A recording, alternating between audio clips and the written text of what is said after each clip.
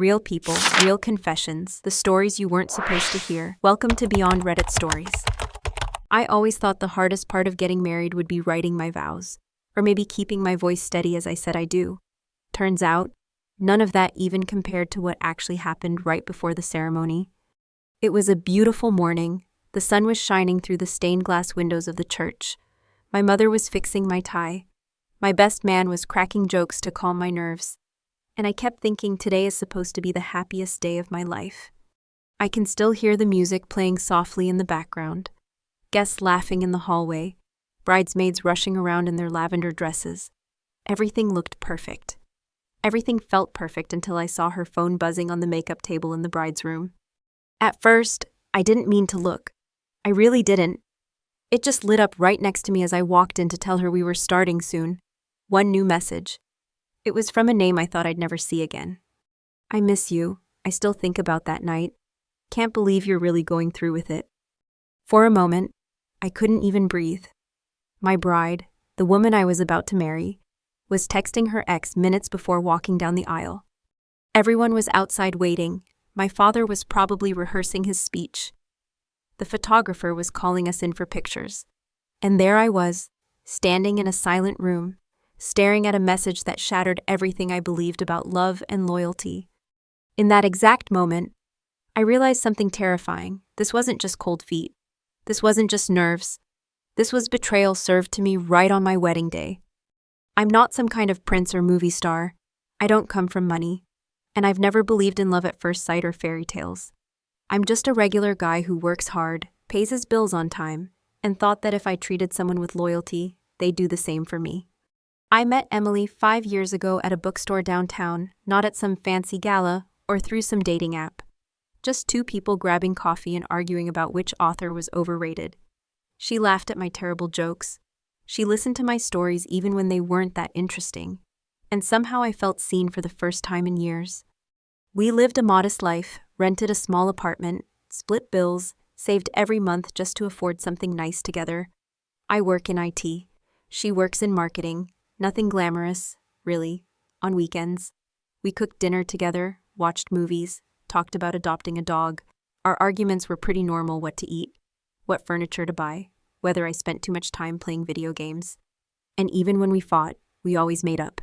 At least I thought we did. When I proposed to her, it wasn't on a beach at sunset. It was in our living room, after dinner, with a simple ring I saved up for months to buy. She cried and said yes. And I truly believed we were building something real.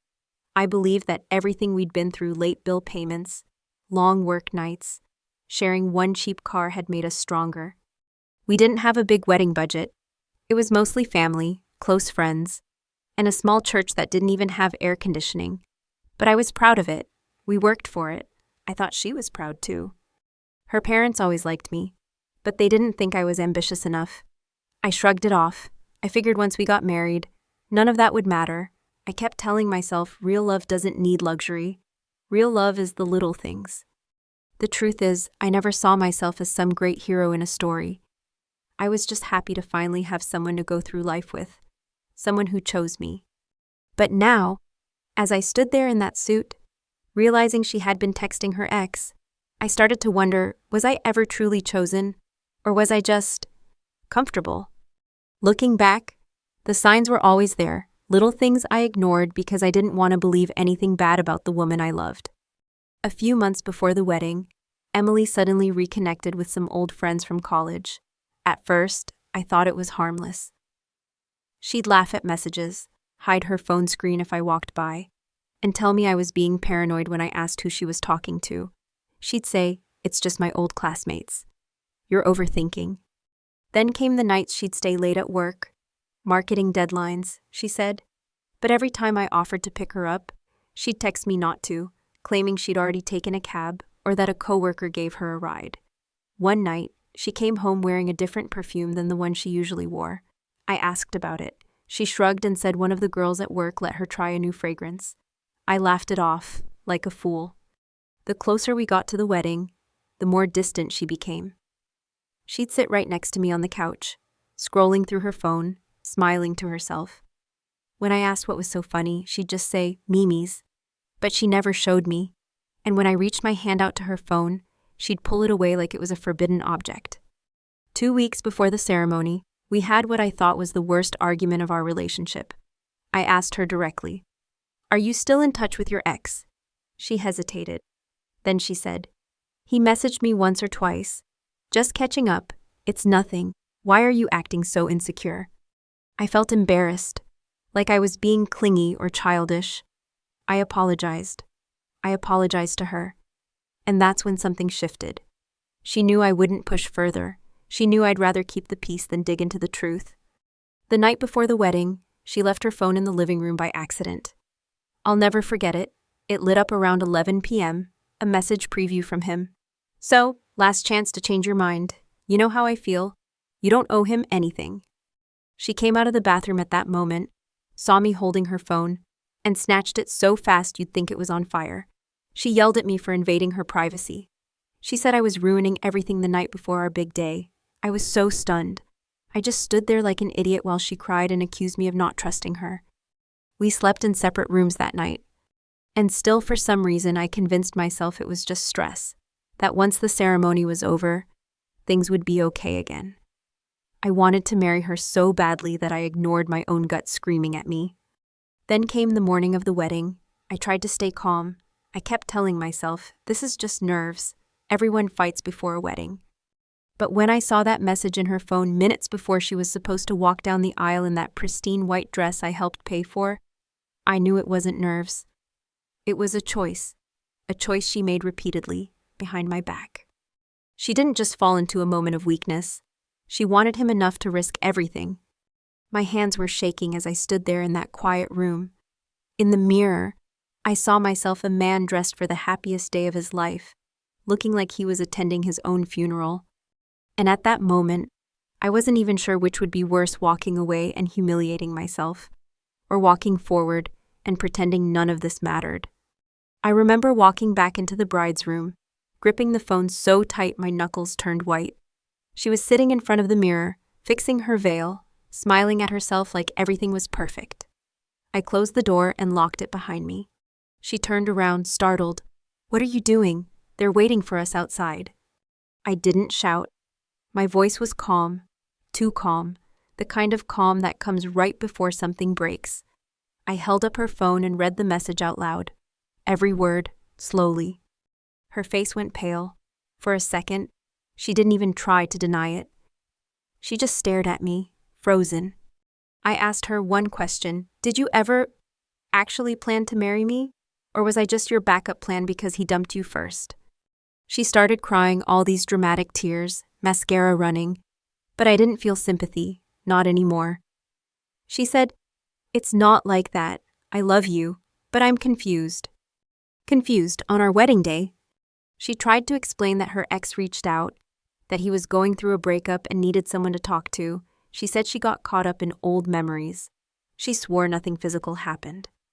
But then I pulled out the printed boarding passes I found in her purse earlier that morning, 2 tickets to San Diego for a work trip she never mentioned. One of them wasn't in her name. It had his name on it. Her mouth dropped. She realized I knew more than just the messages. That's when she finally admitted it. He asked her to run away with him after the wedding, to give it a few months, let the dust settle, then reconnect. She said she hadn't decided yet, but she kept the plan open, just in case. Just in case. That phrase, it broke something inside me. I didn't raise my voice, didn't throw anything, didn't lose control. I just told her, "You're free to walk out of here with him right now, but you're not walking down that aisle with me." She started begging me to reconsider, said it was a mistake. She panicked. She didn't want to lose me. She said we can talk about this after the ceremony. After the ceremony, as if the vows were some kind of performance she needed to get through to keep her options open. No, I was done. I opened the door. Her family was standing in the hallway, waiting. I looked straight at her father and said, "You might want to take your daughter home. There's no wedding today." Gasps everywhere, people whispering. Her mother started crying. The priest looked confused. Guests started peeking around the corner, wondering why the music stopped. And me? I walked past all of them straight out the front doors of the church while everyone stared. I didn't care about the embarrassment. I didn't care that people would gossip. At least I wasn't trapped in a marriage built on lies. The craziest part, as I stepped outside into the sunlight, I almost felt something I hadn't felt in months. Peace. In the weeks after I walked out of that church, people kept asking me how I was holding up. Some looked at me with pity, others with shock, a few even with admiration. The truth is, it was painful, humiliating even to end a wedding in front of friends and family. But strangely, it also felt like the first real decision I made purely for myself in a long time. I spent years trying to be the dependable guy, the forgiving partner, the one who kept us together no matter how much it cost me emotionally. It took walking away from my own wedding to realize that sometimes the bravest thing you can do isn't to stay and fight, but to walk away for your own sanity. I thought I'd feel bitter forever, but instead I started to feel lighter.